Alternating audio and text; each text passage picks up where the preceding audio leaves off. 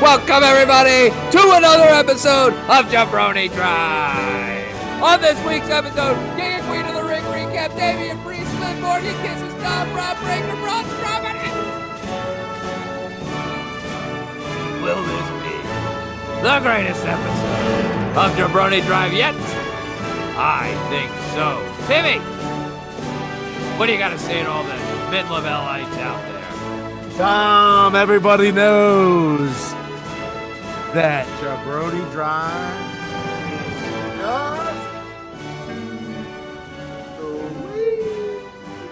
and when you listen to Jabroni Drive, you know that you are a Jabroni.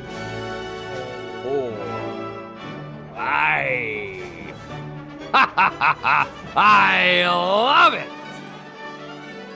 Jabroni Drive starts now.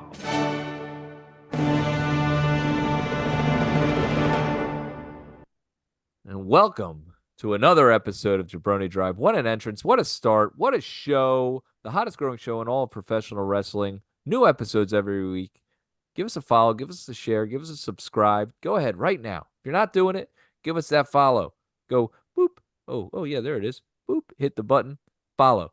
Boop. Subscribe. Boop. Notifications. Boop. Just give us a boop. Whatever it is. Follow us. Jabroni Drive. I don't know. Let's do it. There we go. We got a lot to cover this week, and we're going to get right into it. You know, it's after WrestleMania. We just got done King of the Ring. We're building to Clash at the Castle, which will be the next PLE on June 15th. Then after that's going to be Money in the Bank. We're building. Everything's building. You know, the main show in the summer is SummerSlam. So we're building towards SummerSlam, but that's all going to be building towards WrestleMania next year. We are in the building phase. Things are happening. We're not getting our major storylines just yet, but we're building. But we had a great PLE this past weekend, and we're going to touch on that right now quickly. Timmy, the best crowd I think I've ever seen, a best Saudi crowd I've ever seen for a PLE. They were hot. They brought it, and I enjoyed this PLE tremendously. I thought it was a really entertaining show. It feels like that. Look, and we know this. The crowd is half of the show, right? Like they contribute and they make the show. More than anything else, right? Like in all the sports, right? You have baseball, you have football, like the crowd reacts to what happens on the field, right? Same thing in the WWE, but the crowd is really what gets the whole thing going, right? It really moves. That's why, like every week, the HJB, he sends out a text. Crowd's hot, right?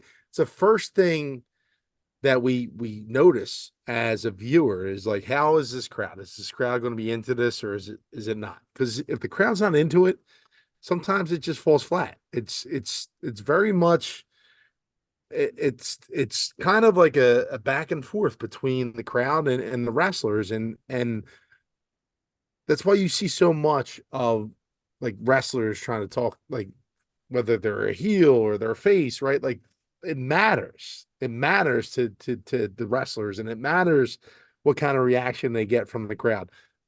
It's so pertinent to how they develop their characters. And I think what I'm trying to get to is that France set, I think, the tone now for what a crowd should be.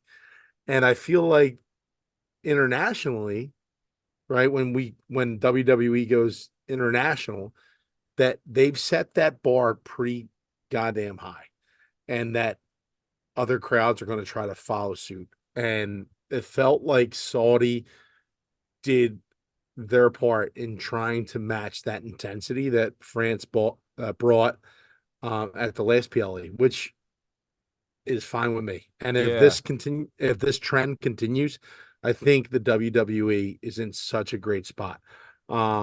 I think you're right on, Timmy. Last year we had Backlash in Puerto Rico in that crowd, and then we talked about the Montreal crowd for Elimination Chamber a year ago, and then this France crowd.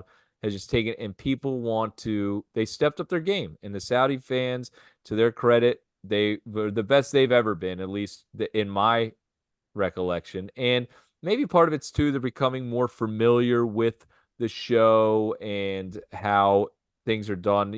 They've only been going over there for a couple years. I want to say it's been like 5 or 6 years, but that they're starting to see what kind of an effect as fans you can have on the overall entertainment of the show.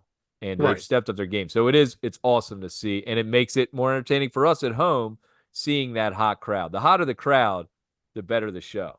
And we always try to kind of translate it to back home. Like, hey, why aren't they like this in Hershey, Pennsylvania, or in? And it's tough because there's so many shows that do occur in the States. I think it's a little watered down when you're in the States because yeah, they see it so often, right? These countries don't get an opportunity like this It's a often. special event. Right. So I think that's why you're seeing the crowd jump as much as they do. Yeah, I But agree. hey, like I love it. The WWE loves it. I think the whole world is benefiting from it. So, but to get to what your original question was, thought the PLE was very well done. The HJB, so we were on a little bit of a time delay, right? Like I got to see it a little bit later. The HJB watched it live. His description was that there wasn't a bad match, and I have to agree with him. I didn't see anything really that was disappointing. No, I Um, enjoyed it all. and it was a quicker PLE. There wasn't really too many matches. I think there was 5 matches, Tom. Five Uh, matches, right? That seems to be their formula moving, like they seem to be in that happy 5 match formula, it the seems o- like.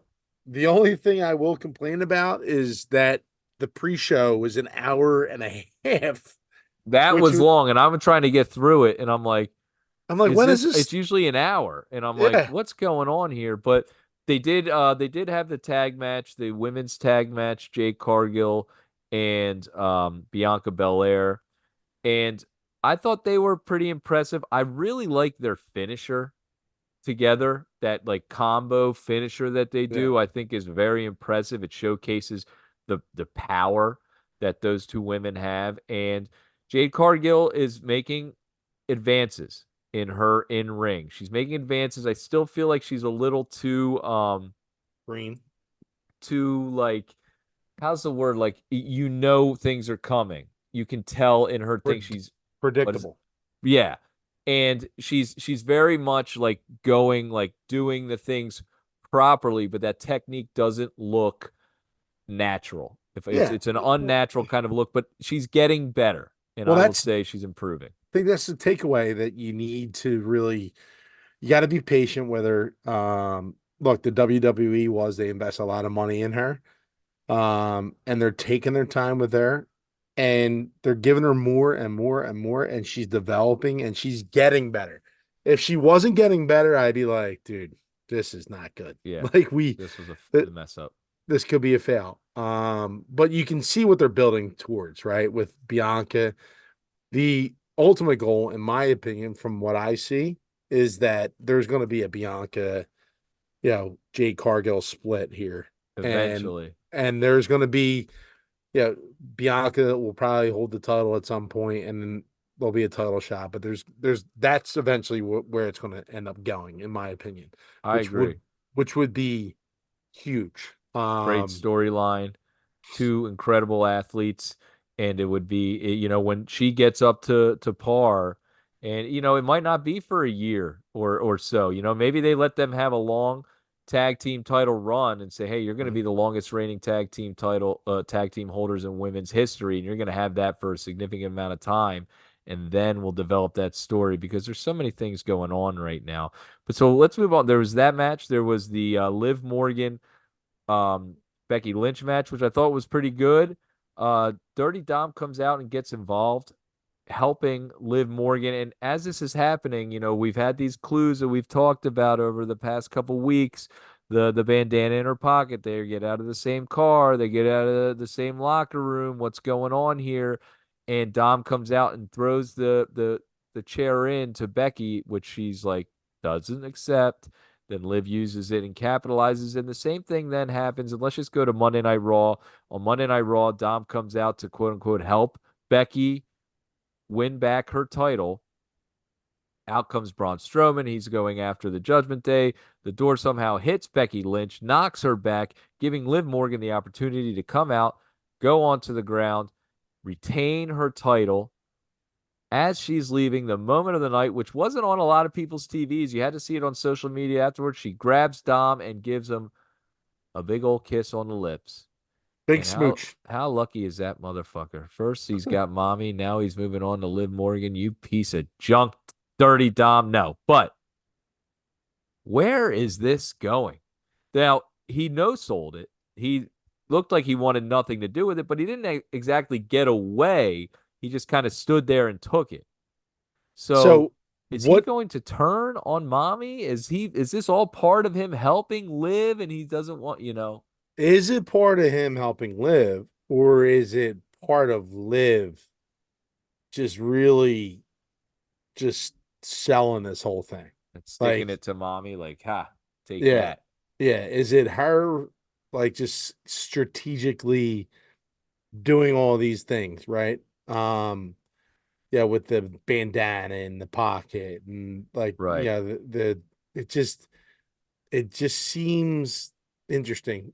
But I mean, this is what we love about wrestling, right? And like it's storylines and there's so much talk about Tom, I don't know if you've been on Twitter uh or also known as X, but there's just so much chatter about the difference between AEW and WWE and about storytelling and how about how there's none in AEW and there is so much going on in WWE. And like this is another portion of a WWE storyline which like people are invested in. And Tom, you said that that video of Liv kissing Dom wasn't shown on television, right? Tom, after Raw aired, it was then put on Twitter, I think 3 minutes later, and there was over 5 million views of it. Mm. At the Is end that of strategic or did they miss the spot? Tom, at the end today, there's 60 million people that have viewed that kiss. Just a Uh, kiss. That's yeah. it. 60 million. Well, it means a lot. And where's this going? And it's so funny. I was talking to someone today. I don't think the storytelling and the details have ever been this good with WWE ever. And I know people will talk about, and Vince McMahon obviously created WWE and professional wrestling as we know it, the theater, the spectacle that is WWE. I think Vince was the best ever at, obviously. However, the storytelling, I really think he people say he lost touch a couple years ago. I don't know if he ever really had a touch on it. I honestly. Well, And I think that now is the peak storytelling of WWE ever. And Triple H knows exactly what he's doing as far as that goes. I think they're viable storylines. Right. Most of the stuff that Vince was doing was just like little out there, right? Like Right. just like the May Young, like Wasn't Mark real Henry enough. stuff. Like it's like, all right, dude, this is insane. Like, what are we doing here? I think a lot of the wrestlers felt the same. What are we even doing here, What are we right, even Tom? doing here? Yeah. A lot of the wrestlers probably felt the same way. It's like, dude, I really have to sell this? Like, what like what are you Yeah, giving right. me here? I'm really a Viking. We just were showing the video of Ivar talking about the idea of the Viking experience and how nobody liked it except for one guy, and that was Vincent Kennedy McMahon. And so he loves Vikings apparently, and he put it through. And when you think about his track record and all these crazy characters that he's made and all these things that he's done, and this is not saying he hasn't done everything for professional wrestling. I just think he was always a little bit out of touch. And I think now Triple H understands more of the detail of storytelling in like a movie like fashion, a soap opera like fashion, where it's going to come across as you know, maybe a more realistic approach to things, like make it make sense, like we always say. So let's keep moving because we're kind of going on about that. Very interesting. I'm very curious when mommy comes back. Where is this going to go? The money is the money in Dirty Dom turning on mommy and joining Liv Morgan. We talked about last week that could put him into a whole new stratosphere of heel if he actually were to betray mommy and join Liv Morgan. And I will say this too, Liv Morgan has come up a little bit. I think she's been struggling with her character, and I feel like she's starting to get a little bit more and more. Putting the belt on people sometimes helps. It validates what they say they're going to do, and it happens. I'm Yeah, liking where this is going. I'm curious where it will end. I think I said a couple weeks ago that I didn't really feel like it was her time, and they obviously made that decision um for her that hey, it's time that we strap you and we'll see how it works. Um and again, this is going to be a sink or swim moment for Liv because she's kind of been by the wayside for quite some time, and now she's thrust into this spotlight here. And then there's this chatter, like she had this feud with Becky Lynch, and then there's this chatter about Becky Lynch's contract being up, and like there's other individuals that are in the women's division. We talk highly about the women's division and how competitive it is. Um, it's just I'm just curious as to how long that leash is for her, right? Hmm. Like, how long are we going to let her run with this? Is Dom part of this whole process? Is he not? I think that's integral to her run too, as well, because you keep her relevant by keeping Dom involved in this whole situation. I think Right. because her by herself, I don't think it moves the needle. I think bringing Dom in because he's such a big time heel and he has so much heat. I think that really helps out that storyline. So I think that's why you see them tied together. We'll see how it plays out, but And I would yeah, say this too. I'm not very impressed with her in ring. There's hmm, nothing with her in ring that I say, wow. I mean, it was a good match. It's a decent, story. Liv is fresh. She looked incredible. I mean, obviously she's a smoke show. She's hot. And um I just don't think either like matches on Monday or at the PLE were like wow. I thought they were good, but she's not on that level of in ring. She's not on that level yet of character. She has the look though. She has a top tier look. But I'm curious, like we'll see where this goes. She is playing this kind of character. It's starting to come along. I mean, the kiss was something. The story they're telling is something. The Liv Morgan revenge tour, there's layers to this. Mommy and Liv were a tag team. They were tag team champions together years ago. And so they might be able to bring that back up and add that layer into everything. We'll see. Now let's just finish real quick with the women's division, and we're going to talk about Nia Jax, and that's how you say it, Nia Jax, also known as Nia Jax, against Lyra Valkyrie, and I think I got that right. And I struggle to say her name for some reason. The only thing I want to talk about with this match is that finish. uh, Oh my God. That finish was incredible. Love the shout out to Yokozuna with the crossed arms when she sits on top of her like that. And our choice to win, Nia Jax, the queen of the ring. She's been incredible. She's had a great run since Royal Rumble moving forward. I think every mhm. week she impresses us with her ability to look strong and dominant, and her character is developing well. And I'm glad that they chose her, and I'm excited to see her have that title shot at SummerSlam against whomever may be the champion at the time. What'd you think of that finish, Timmy? and where it's going with Nia Jax as the Yeah, queen. back to back, like great showings for her. In her last two matches. And look, not to get super into it, but like, dude, at the end of this match, right? Like you could see her dominant force comes out, and it's just like that's the way she needs to be portrayed, right? Like if she's going to win, she needs to win like that. She needs to win in that manner. And the way that they showcased her at um King and Queen of the Ring, I think is the perfect way for her to win that crown and to head into SummerSlam, challenging for whoever is going to be holding that title. Because I really do feel like we're going to get a Nia. Did I say that right? Nia nailed it. Nia Jax. I feel like we're going to get a Nia Jax title run here soon. I think it's going to be for a little bit because we have Rhea and I think we have Charlotte Flair still on the men. I think she is the clear choice right now to really represent the women's division in the manner that they want to that they want to showcase it. The build has been nice on her.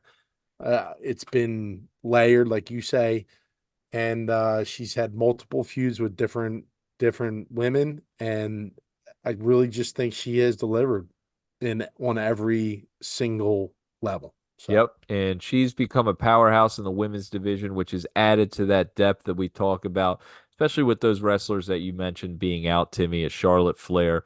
Mommy's out. Becky Lynch's contract's coming out. She seems to be taking a little bit of a hiatus. I think that was originally the plan after WrestleMania. And then with the injury to Mommy, they said, Becky, can you come back and do this real quick? And then you'll get your time to recoup, recover. We'll get this contract situated and you'll be back. But the depth is growing and making Nia Jax one of the stars there is important to building that division even to a higher level than it already is. All right, let's move on and we're going to talk about and I guess this will be a quick uh I keep saying that, but the recap. So the men's King of the Ring final, we had Gunther versus Randy Orton. I loved this match. I thought Randy Orton, his match was set up perfectly for him and his style and what he can offer in the ring here. I'd like him to add more of these elements in his matches in the future. Gunther is the ring general. He dictates what happens in that ring with his, I think he calls what they do in that ring. And I think Randy can do similar things. I'd like to see Baron Corbin do similar things. And these guys are big boys that can really make these matches come across as brutal, hard hitting. You know you're getting into a banger of a match like Sheamus does, and it will just be incredible. I think that has to be Randy Orton's style now with the injuries he's had over his career. And I thought they played very well off each other. The finish, I like the finish. I did think, we talked about it last week. I always thought Gunther was going to win. However, after talking with the HJB and mulling it over this past week, I thought this right thing to do was to have Randy win. I thought Randy winning would have done a lot more for Randy and the WWE than Gunther winning. Gunther, I feel like, has already built himself up with his Intercontinental title run. He's dominant. He's in the finals again. He had the toughest road in the King of the Ring. So this guy comes across and is looking as strong as ever, which is great. I just thought Randy could have won and Gunther wouldn't have lost anything. And I felt like Randy versus Cody was going to be where they might be headed for the SummerSlam PLE because we're thinking if Drew were to win the title, you got to have Drew versus Punk at some point. How is if Gunther is going to get the title shot, where does Punk come into that equation if he's coming back? And then the end is the shoulders up. So maybe that's leaving the door open for a possible rematch, maybe a clash at the castle, and the winner of that gets the title shot. I don't know where they're going with it, but what did you think of that match, the style, so the I, whole thing? I, yeah, I thought that match. since Randy Orton has been back. All right. And I have not been able to see Randy Orton um fully healthy, I think, since I've been back watching. I thought it was the best he's ever looked in my eyes from the time that I've since I've started I watching wrestling. 100% agree. And um he's just such a professional, right? Like the way he handles himself with like the attack of the knee, right? And he's really good in selling those things, right? And like and he has to be. He's like he's been doing it for so long, right? He has to be that type of veteran. Um and it just shows what type of professional he is in the ring when you have a guy like Gunther. I mean, he's not above taking the chops, right? He's not above suffering those things that everyone else suffers from Gunther. Like this is something that is staged that they need to sell to the audience that make it believable that Randy Orton is going to win or Gunther is going to win, right? This is on both sides, on both individuals. Um, and I was just really just impressed, like because it was a slower build match, right?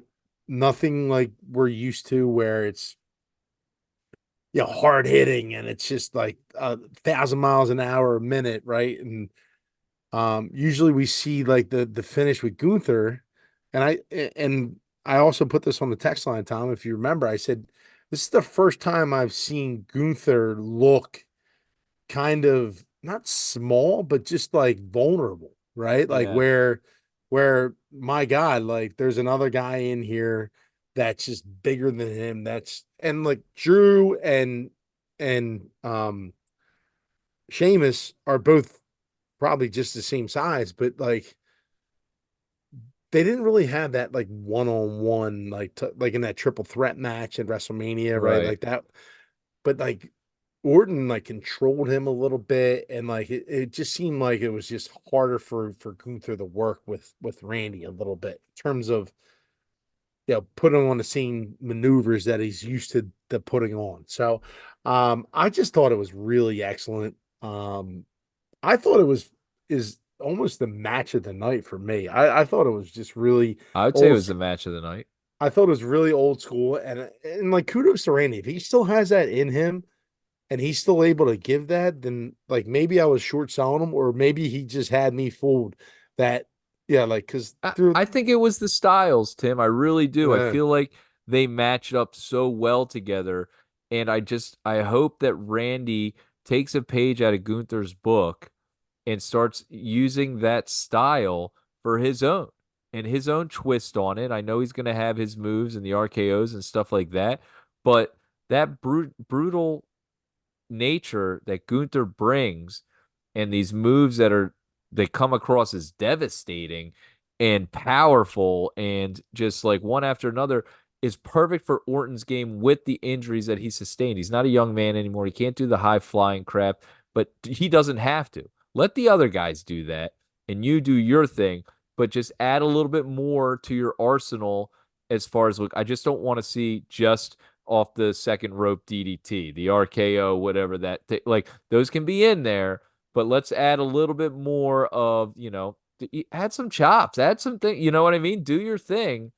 But it was really well done. I like the finish kind of protects people. I agree, Timmy. I thought it was the match of the night, and part of the reason is because we didn't know who was going to win as much as the match that followed it Cody Rhodes versus Logan Paul. And we had a very good idea that, hey, Cody Rhodes is going to win this match. One, because we didn't think they were taking the belt off him right now. And then because of the stipulation they put in where it was just the undisputed heavyweight championship on the line. So it was kind of like, okay, you're showing your hand. That being said, Logan Paul has got it, dude. And we've said this before, he's just got it. The whole idea of that shot with the frog splash through the table was something that Logan suggested to Triple H and has been in the works for him to do. And that tells me so much right there that this mhm. guy just gets the show the effect on the television and how people can view this match. And that obviously went viral. He goes viral every match and something he does. But the whole match itself, I thought was very good. I love the little details of Cody's got him in a figure four, and he's like, "You're gonna break my leg. You're gonna break my leg. Stop, stop, stop." I mean, that's old school heel work. That's classic like swerve work right there, like using and Cody wasn't buying it, but that is something someone from back in the 80s and 90s would say a classic heel, and it's just he's evolved it. very Flair like, right? Yeah. Like Yes. just like He's pulled from groveling. everything. I can tell this guy's really done his homework. Yeah. And it's just he's done his home so he knows the past, he knows the right now, and he's into the future with all like I can't say enough about Logan Paul. This guy I hope he's going to be full time for a long time, and he's an incredible athlete, an incredible professional wrestler. Yeah. I also like the reverse the Cody Rhodes the crossroads, like Oh where he yeah, pulls it on yes. Cody.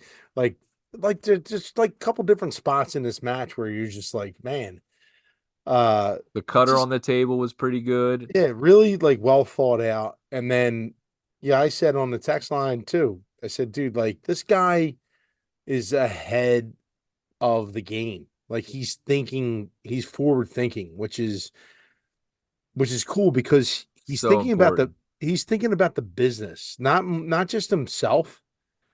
Because like what he suggests with that whole 360 The like drone, it was frog a splash, drone that he suggested to yeah, do it. Yeah. it's just innovative, and it's just something that like you can use in future matches. Like, I mean, you You think imagine about them doing that with Ricochet or just something? about to What? say that, like Yeah, Ricochet. I mean, I would argue that they probably should have done it with him years ago, and right. he might be a bigger star. Um, They're not gonna not do it now. What if they did that like at a at the Money in the Bank? You know what I mean? If it's going around, you got someone a ladder match. I mean, it would be incredible to see something like that. I well, really think they're gonna start adding it. they are doing groundbreaking stuff right now with like their camera views and their angles and the way they're filming. I think it's only going to get better when they go to Netflix because they're just going to have so much, so much like just leash to do whatever they want to do, Yeah, and it's going to be great. But like that the finishing match was really good. We knew that Cody was going to win. And the one thing that I keep on hearing from certain people is like, dude, I'm not buying Cody. I'm not buying Cody as like this WWE like universal champion. I'm not buying him as like the guy. Are you feeling that at all, Tom? it's. I understand what they're saying. They've got to understand what a difficult situation Cody Rhodes is in. It's nearly impossible to be a straight up babyface anymore. He's the first person to be a straight up babyface and be loved since probably Hulk Hogan or maybe Bret Hart. And he's he's it's been the anti-hero. Everything's been the anti-hero since the Attitude Era, Stone Cold, the whole deal. It's all been the anti-hero. He's a straight up babyface. It's the most difficult thing to do in professional wrestling. And it's gonna come off stale at some points. It's gonna be corny at some points. He's not gonna be The Rock, who's hilarious because that's not who he is. And so I can understand where someone gets tired of it. I get that. I'm just like knowing that sometimes I'm like watching these promos. Like I get that way with Sami Zayn sometimes. You know what I mean? Like I'm like, oh, okay, Sammy, like here we go. Yes, it's all about the heart, whatever. And it doesn't mean like they're not going to hit home runs every time. But Cody Rhodes is doing an incredible job. I'm totally on Cody Rhodes bandwagon. I love him. He's the best baby face in a generation, and he's incredible. But I understand where people will become stale with him. But I think that's more of a casual fan view. I think the real fans know this guy is O'Shizzle. No, I mean, he certainly has earned it. Everyone knows his journey. I just was curious uh, You about see your. what I'm saying though? Like how difficult that is? Like John Cena, they booed him out of the building for basically his whole career when he was pushed as the guy. Mhm. Roman Reigns, booed out of the building, pushed as the guy. When they decide this is the guy, see ya. You know what I No, mean? I mean, yeah. you might say Daniel Bryan was one that was kind of organic, but I don't want to get started on how I thought he was overrated. Oh man. No, but yeah, just in terms of that PLE, I thought it was really well done. It was a nice change of pace. It worked from all levels. The one match that we haven't really chatted about was the triple threat Oh my IC God. match. Ugh, I didn't even bring Um, that up. which there was so many different spots That could that have been were. match of the night too. Yeah, no, it was cool. The one thing I will complain about is that again, we've I brought this up before, Tom. They're dragging this whole like Otis thing out Hmm. for forever. And yeah, we saw another two other cracks in the armor again at the PLE and then again on Monday Night Raw, and still nothing has happened. And there's people lauding it on the internet saying that, like, hey, like when he turns, it's gonna be great. It's gonna be such a pop. And It is. it will. I'm I just I like, wanted let's Timmy, if I could cut you off. There's going to be two wrestlers we're going to talk about, and he is one of them. So I'll bring it up now. Is Chad Gable, and I will say this whole storyline where I think it can be fruitful. I think it can be a hit. I think they can do it. I think he's struggling with it right now. I don't think Chad Gable is doing that great with this storyline. I don't think his acting is that good, and I like the story. I want it to be long-term build. At this point, I would have had Otis fully commit to Gable and go completely. I'm with Gable, destroy like on Monday night, I would have liked Otis to when they were leaving the ring and Sammy was laid out, I would have liked him to just pound on him and just go at it and say, I'm committed to Master Gable. That's my guy. I thought the thing with the belt was kind of corny. I'm I like, thought what are that we was doing wild. here? That was weird. Yeah, I thought it was weird. And I think there's been a lot of things I feel like has been weird. I think Chad's overdone it. Yeah, but I I mean don't that whole think he belt gets the that subtlety of things. And the I just belt feel like he's struggling with this story, but I don't think it's a bad story. I don't know if again, we don't know if that's him, right? Like someone might be like, "Hey, look, now you beat him with the belt." Like, what? Well, really? Yeah. Like that? Then they didn't even do it. Yeah. They had Maxine like stop him. Like, Yeah, what? right.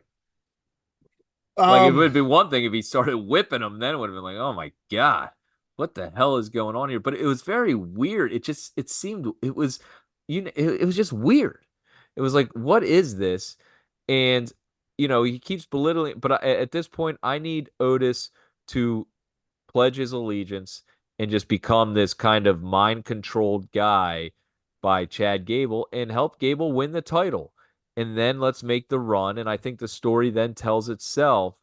And I don't want Otis turning this quickly. They're begging for him to turn already. Let's let it go. Let's let it have him commit and make everyone upset that Otis has joined.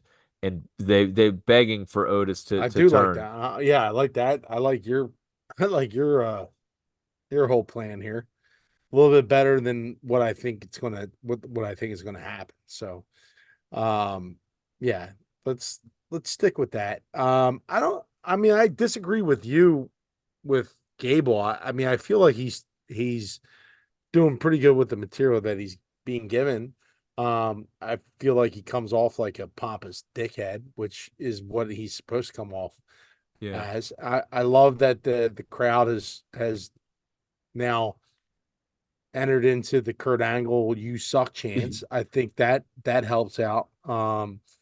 But I mean, there is some things that I think he can do better. I think he can be a little bit more. He can have a little bit more conviction in the way he does things. Um, I think like he could do a little less. Like he's gonna belittle them, but he doesn't have to repeat himself. He doesn't have to right, keep saying like it's pathetic. It's like, all right, are we trying to get catchphrases here? Are we trying to like don't say right. the same thing over? Like just I don't want a pathetic to be the next thank you. You know what I mean? Like just be a jerk. Don't like, Well, thank God he hasn't said thank you lately. yeah, they've eliminated that in the Finally shush. gotten rid of that. Yeah, in the Yeah. shoosh. Yeah. But so either way, I feel like there is a lot of potential still there, and it's not like it's completely ruined. I'm curious where this is going to go, but that's one that I feel like he's kind of, you know, they're kind of finding this and they haven't Well, hit it out of the park yet to where I've really been emotionally like, oh man, like they haven't fully gotten it yet to me. the the other thing that I want to say, all right, and then we'll wrap it up with this, is that dude, Gable has been kind of a mid to low Carter his entire life, right? Like he hasn't really done much at this level. And I feel like you made this point earlier, not even earlier, I think before we even got on air, Tom, about guys that are doing really well, right? Like guys that are succeeding, right? Like Drew McIntyre and like all these other guys, right? Like that are thrust into and and Gable finally has gotten there. He's just never been there. And I think A bit it's of a hard learning for curve. him to figure out like, all right, now like I'm getting segments now dedicated to me, right? Like I have to deliver on this, and it's something that he's not used to. And I think it's hard for guys like that who have been mid Carters all their life. It's like throwing like It's a lot of pressure too, yeah, it's because like it's throwing like like if you don't Duker deliver, you feel like you might not get another chance. right. So if you don't deliver, hey man, like here's your opportunity. And the guys that deliver, they end up in the main event at WrestleMania, and they end up, on main events at the next PLE or at Monday Night Raw or SmackDown, or they go back and forth between like LA Knight. LA Yeah. Knight, perfect case and example. Um, so we'll At see. some point, they got to give him a win, though. Can't keep losing. Yeah, We talked about this last year with the Judgment Day, and it was just like, you can't come out here and say all this stuff and be, we oh, run the I W. got screwed, whatever. You got to win eventually. So we'll see Yeah, if that happens. And he's finding himself, and I'm hoping he finds it a little sooner. I would say do a little less. I need a little less. You still be a complete jerk, but you don't have to be as animated, maybe, to me. Tom, And less is more. That's what they say. that's what they all say. And so, on that same line, the other wrestler that I wanted to talk about, and someone that I think is doing the same thing and is being thrust into this, is got the spotlight now and is the stage for everyone to watch. And I just feel like he's not fully authentic and in like the spot that he needs to be as a character. He's trying. Is Damian Priest. I feel like he's, you know, kind of struggling with his promos. He doesn't know whether he's like wants to be a funny guy. He's not great at the ripping on people. He doesn't have good comebacks. He doesn't have the timing with it. He doesn't command the microphone in that ring very well. And I just feel like it's him not knowing who or what his character is like exactly wants to be. Drew knows exactly who he wants to be. Seth Rollins knows exactly who he wants to be. Cody, Roman Reigns, Charlotte Flair, Tiffany Stratton. Like these people are excelling because they know exactly who they are.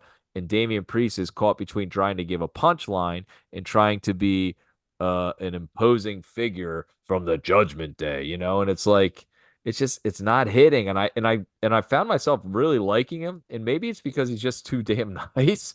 And I thought maybe when Chad Gable said that in his promo a couple weeks ago, that was actual truth. He's like, I've been too nice here. and I don't know if he just doesn't have it. Does that make sense? I don't know. Nah, Am I saying what you're thinking or no? yeah, I mean, I've been very critical of Damian Priest since he's shown up on the scene. Um, he was really kind of just a everyman when he went into the PLE with Bad Bunny, and then he was put on the map, and then all of a sudden he's thrust into Judgment Day, and like I think that he was picked to be the guy, right? He's the guy, he's the leader, and then all of a sudden, Mommy becomes this huge star, and it just kind of cut his legs out, I think, really. But I just don't think he ever really had that great promo work that really delivered for him to be that alpha, right? Like I feel like he's a beta, and kind of really, Pretending to be an alpha. yeah, it just doesn't work for me. It just never has, it never will. I don't think there's anything that he can do unless he redevelops his character that'll convince me otherwise, because I've seen him do this time and time again, and it just hasn't gotten better. Like we had one good promo, I think it was like 2 weeks ago, where we both were like, wow, like that was something that I'd never seen Damian Priest do. Like he really came out and really delivered. But he still does this conversational type of promo where he's like, it feels like he's just hanging out at the bar with his buddies, and his buddies are ripping on him, and he's like, well, you're a loser too, you Yeah. nerd. Well, Like, I'm the champ, dog. yeah, like Ah. I got the belt, you dork. Like Yeah. it just Good it one, just Damien. Another yeah. good one. It feels like if everyone was in the ring, they would just kill him. Yeah, You know? right. Yeah. Like he's the nerd. Um and it just doesn't fit. And I hope that they recognize it, because like that promo in the very beginning of Raw last week, this past week, yesterday, was brutal for me. Like I sent that to you guys. I said, dude, like this is bad. Like this is not good. And it took, I think there was like three guys that came out. I think it was like that Priest came out, and then it was no, it was then Drew came It was out, Gunther, then Priest came out, and then Braun Strowman came then out. and to be honest, when Strowman came out and that imposing figure just comes out and he stands there and kind of smirks at him and looks at him like, "Come on." You know what I mean? Like, is this Yeah, for real? yeah, I would kill you. And you yeah, know I would kill you. yeah. And it's just like I think that did Damien no favor, and Damien kind of smirks and does like his like little thing where, you know, honestly, for him to kind of not even for like to do something heelish there, I think would have been good. But he should have kicked him in the nuts or something like, that it was like cheap shot at him or something, along those lines. I don't know, but let's move on from Damien. We both think he's struggling. We'll see if that means he's going to drop the belt at Clash at the Castle against Drew McIntyre. I would love Drew to have a run going forward. So, Braun Strowman, we mentioned him. I mean, this guy has looked incredible. He's huge. He comes back and he's just as soon as he's in the ring, it's a wow type of factor there with his size and his ability.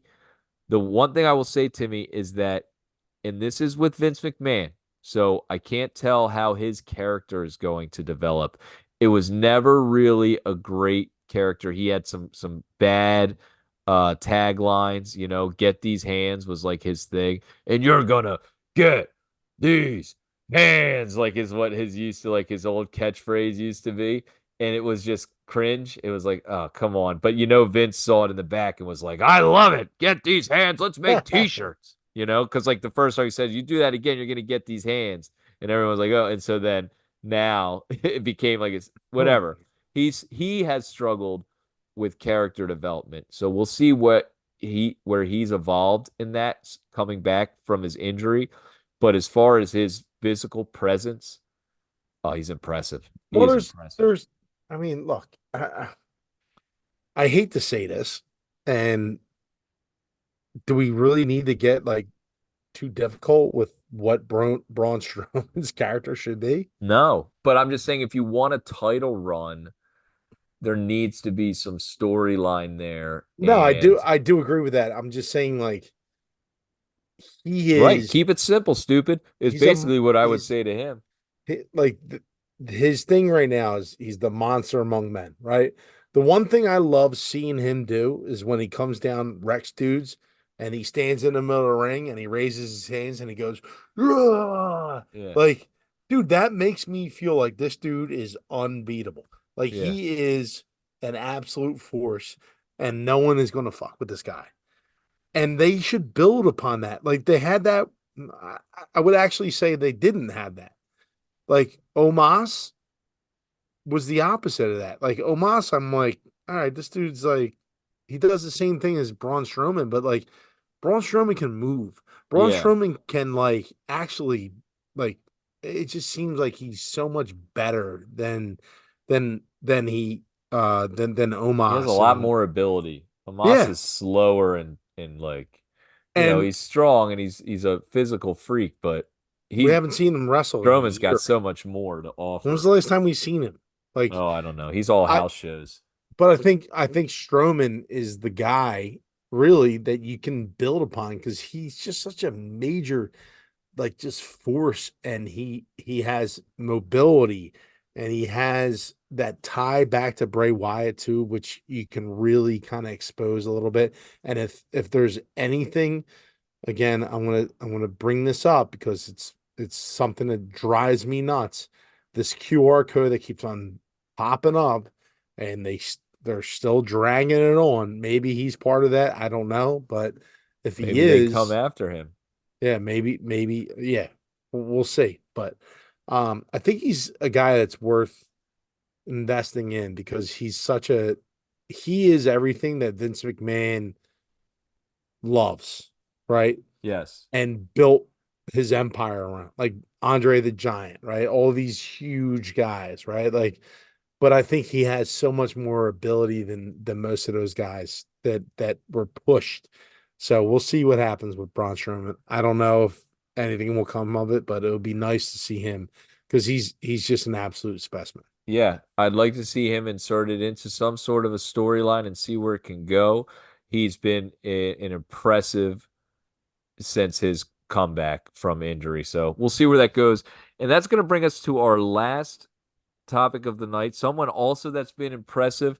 Um, and I just want to like note, I think that WWE has done a great job with the build of this guy. Obviously, he had a long run in NXT and as the NXT champion, but Braun Breaker it, I am dying for a real match and a real story with this guy. And that's just because of the way they built him.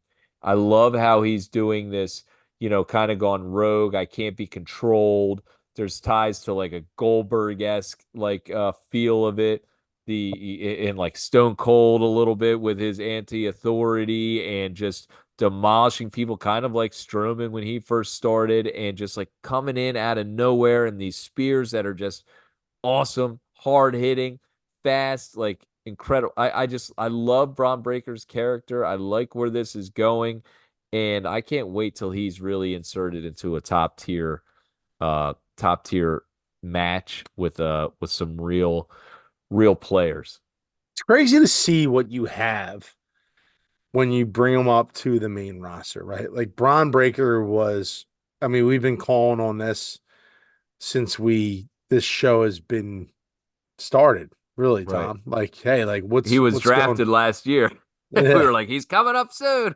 It's like what's going on with this guy? Um, but the dude is a specimen. I do really like what they're doing in terms of like character development with him. There's a point during Monday Night Raw where you feel like the dude is gonna spear Adam Pierce, which I absolutely love. I Right? You're thought that just too. I was like, is he gonna hit Pierce? yeah, yeah. And then like just the way that his first couple of matches have gone have been like really like a telltale sign on how they're going to really push this guy, right? And I think they have him in the right slot, right? This is where they're going to go with him. It's just the only thing, the only thing that I'm concerned about is how he's going to deliver on the mic.